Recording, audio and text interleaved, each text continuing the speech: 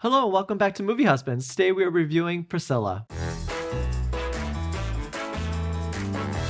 Directed by Sofia Coppola, Priscilla follows the 1985 memoir Elvis and Me by Priscilla Presley. It follows the life of Presley and her relationship with Elvis. The film stars Cailee Spaeny and Jacob Elordi. So Jeffrey, what did you think about Priscilla? So I'll start with Sofia Coppola. I think her filmography is known for this type of modern alienation from the female perspective. That could be marital, could be societal, could be political. Oftentimes it's all at once. She's done this time and time again where she's looked at a female character, sometimes famous, sometimes not, in a very recognizable position and looked at the alienation or the kind of loneliness of that position. Lost in Translation is certainly thought of as her most successful and deeply felt film. The critical reception to the rest of her filmography has been very interesting. A lot of people in my circle have criticized her for being style over substance on everything post Lost in Translation, but particularly Marie Antoinette and Somewhere, her film from 2010, have gotten a really great critical reappraisal in the past couple years. And I actually watched Marie Antoinette for the first time last night because I had never seen it. And it was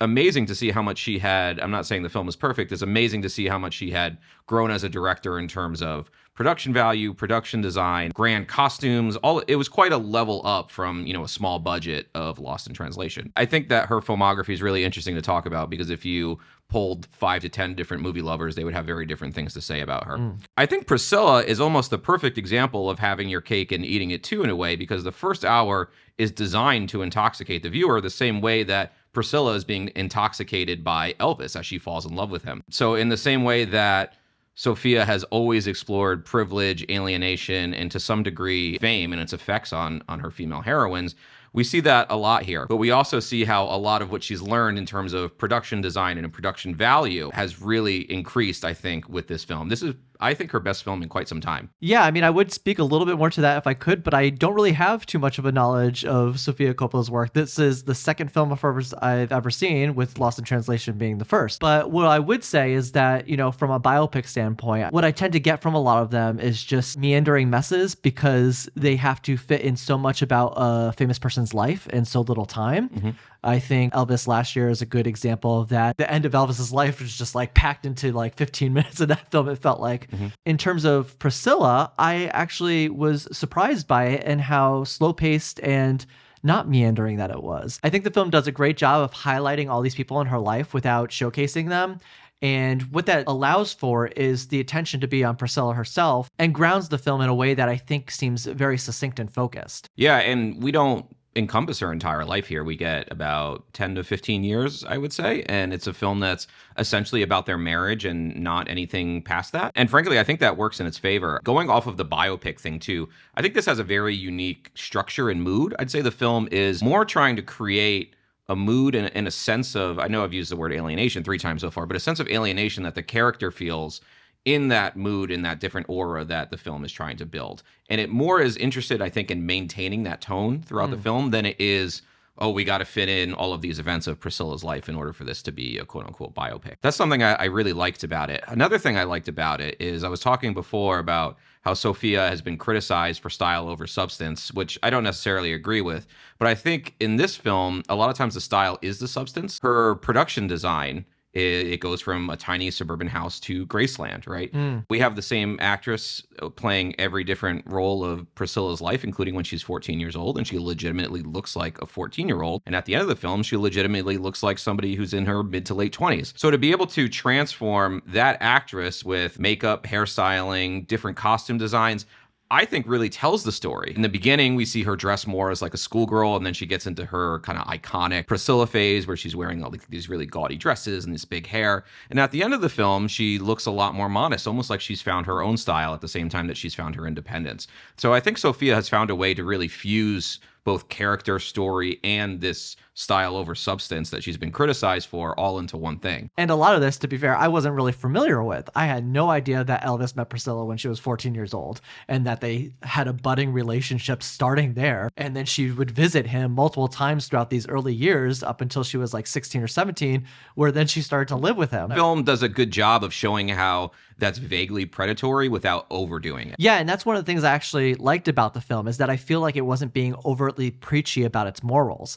And it leaves you to infer what you like about their relationship and what's morally right or wrong about it. How she was groomed as a child to be friends with Elvis, the role her parents played in that. Her parents have a small role in this movie at the beginning where they sort of just allow her to go on these trips, even though they begrudgingly do it. Yeah, they're hesitant, but they ultimately let her. Yeah, and also the fact that they ultimately let her move in with him with the assumption that they're going to marry when she's still underage. Yeah. But I think what that allows for in the movie is for us to see the effects that this grooming has on her rather than preaching to us about how it's bad. We see a lot of Priscilla and how this early budding relationship affects her growth as a young woman. Moments in the film where she's being dictated to by Elvis about how her hair should look, what kind of clothes she should wear, that follows in terms of how she should act around the house as well. There's this one moment that was very brief, but she's playing with her dog in the front yard by the gate, and all the fans are out there looking at her. Another character comes in from being out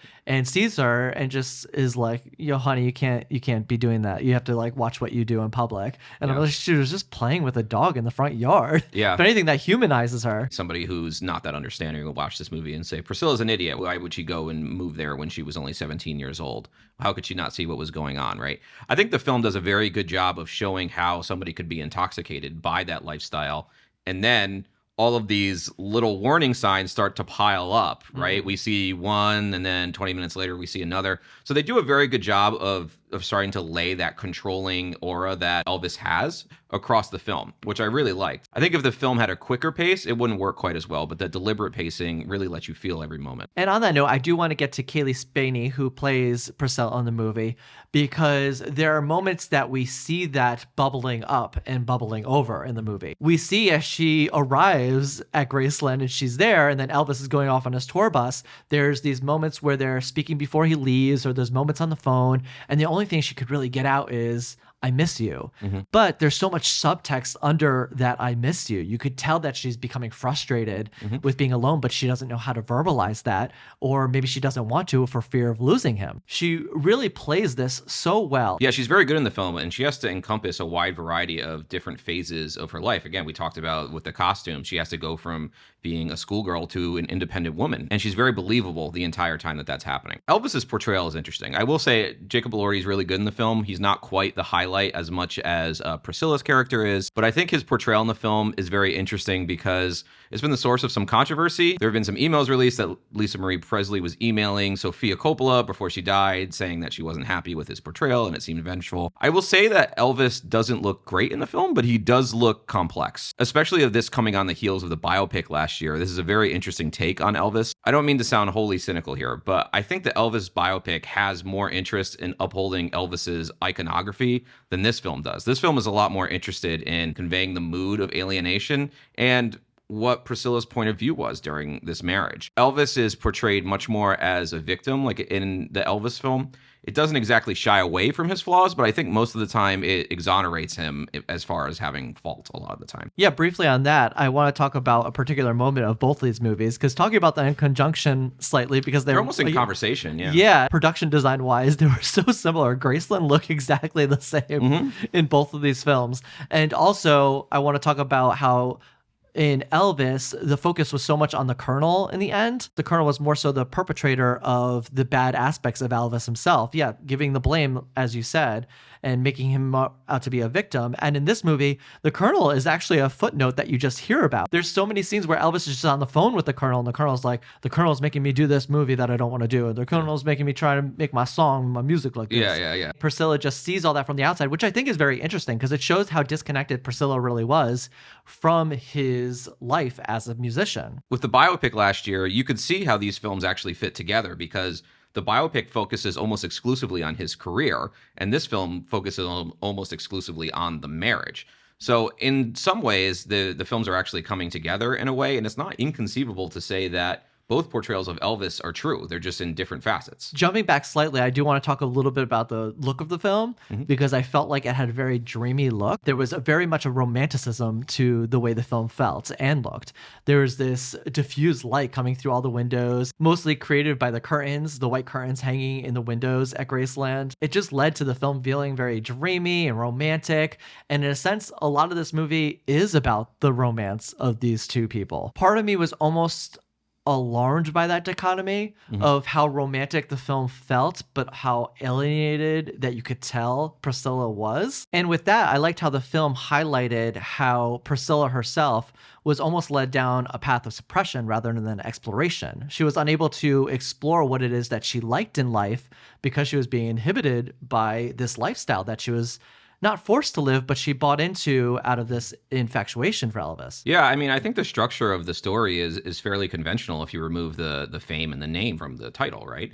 Girl meets boy, girl marries boy, girl moves into the house, girl has a child and a marriage and finds that to be fairly unfulfilling. That's something that we've seen a lot in films. When I took women's studies, they called it the problem with no name, this sort of unfulfillment of building your entire identity around your husband, your home, and your children. So Priscilla's boredom and unfulfillment makes sense in that context, but it also makes the story universal.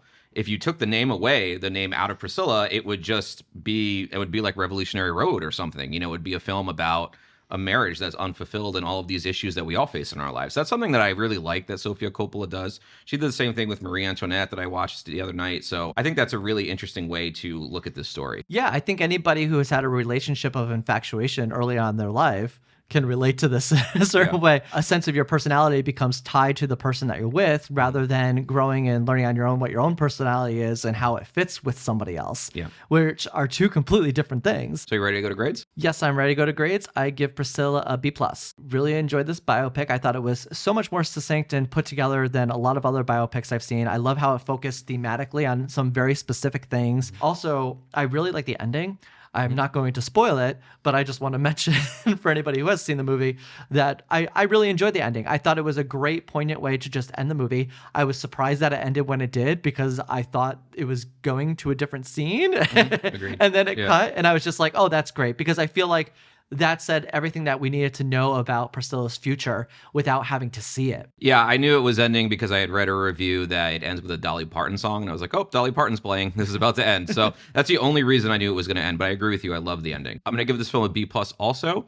I did find the way that the story wrapped up a tad bit abrupt, but like I always say, I would always rather a film go out on a high note than continue to drag out something that I don't need to see. So I appreciate that it did that. Essentially, I don't even think of this as a biopic, but more just a look into the isolation of certain marriages. I think it's a film that's very relatable and understandable to a wide variety of people. Sofia as a director has come so far because she elegantly composes all of these films and it's so fluidly edited that I really liked it from scene to scene. You know, I think it's a really strong film. All right, and that's it for our review of Priscilla. Priscilla is now in theaters, so if you haven't seen it, go check it out and let us know in the comments what did you think about Priscilla.